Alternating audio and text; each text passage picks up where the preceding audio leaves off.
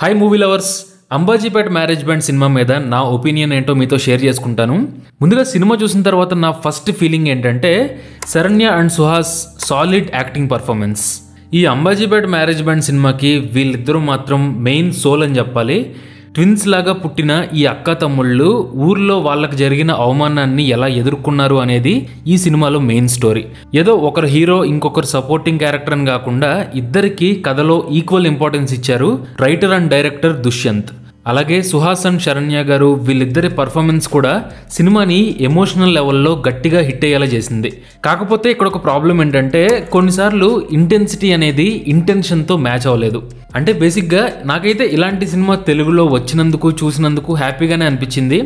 కానీ ఇంకొంచెం ఇంటెన్సిటీ పెంచి గట్టిగా తగిలేలాగా తీసుంటే బాగుండు అని కూడా అనిపించింది.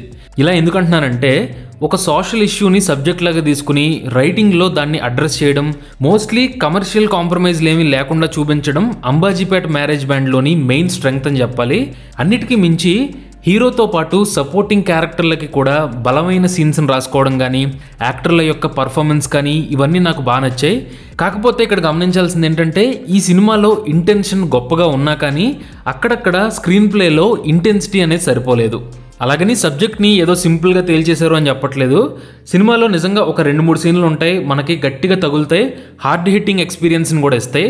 కాకపోతే మెయిన్గా ఇంకా ఇంప్రూవ్మెంట్ ఉండాలి అనిపించింది మాత్రం స్క్రీన్ ప్లే అండ్ స్టేజింగ్ విషయంలో. అంటే బేసిక్గా ఈ అంబాజీపేట మ్యారేజ్ బ్యాండ్లో కథ కొత్తది కాదు. ఇంతకుముందు సినిమాల్లో మనం చాలాసార్లు చూసినటువంటి థీమ్ని తీసుకున్నారు, అదే ఆపరేషన్ అండ్ రివెంజ్. సో ఇలా ఒక తెలిసిన ఆడియన్స్కి బాగా పరిచయం ఉన్న పాయింట్ని తీసుకున్నప్పుడు స్క్రీన్ ప్లే అనేది ఇంకా ఎంగేజింగ్గా ఉండాలి. అలాగే ఒక సీన్ని స్టేజింగ్ చేసే విధానంలోనూ ఆ డిజైన్లోనూ వేరియేషన్ చూపించాలి. అప్పుడు తెలిసిన పాయింట్ కూడా కొత్తగా ఉన్నట్టు అనిపిస్తుంది. సో ఈ ఆస్పెక్ట్లో అంబాజీపేట మ్యారేజ్ బ్యాండ్ కొద్దిగా వెనకబడ్డట్టు అనిపించింది. ఎందుకంటే స్క్రీన్ ప్లే పరంగా మోస్ట్లీ లీనియర్గా సింపుల్గా స్టోరీ నేరేట్ చేశారు.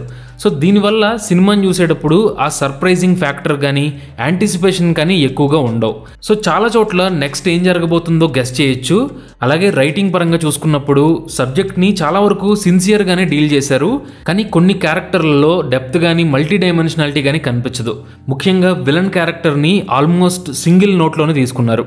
సో ఇలాంటి చిన్న చిన్న ఇష్యూస్ వల్ల సినిమాలో కొంత వెలితి కనిపించింది.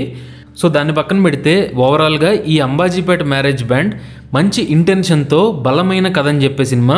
టెక్నికల్గా కూడా మ్యూజిక్ కానీ ఫోటోగ్రఫీ కానీ డీసెంట్గానే ఉంటాయి, ఎక్కడ సినిమా బోరింగ్ అనిపించదు. ఏదేమైనా కానీ నాకైతే ఇలాంటి ఒక సిన్సియర్ ప్రయత్నాన్ని ఆడియన్స్ తప్పకుండా థియేటర్లో చూడాలి అనిపించింది.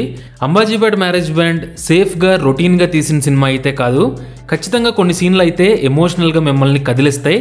కాబట్టి మూవీ లవర్స్ సినిమా చూడండి, మీ ఒపీనియన్ని కూడా కింద కామెంట్స్లో షేర్ చేసుకోండి. Thanks for watching.